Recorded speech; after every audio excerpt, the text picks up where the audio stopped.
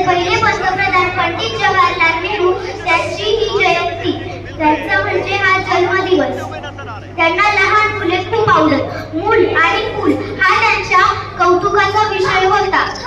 दरवर्षी 14 नोव्हेंबर या दिवशी लहान मुलांच्या मेळाव्यात ते स्वतःला विसरून जात होते.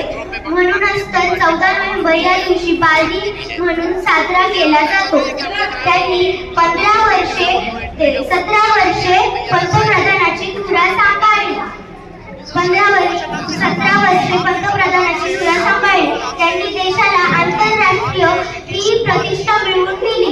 पंचशील ही त्यांनी दिलेली देणगीच म्हणावी लागेल. आणि 26 मे 1964 मध्ये त्यांनी अखेरचा श्वास घेतला. धन्यवाद.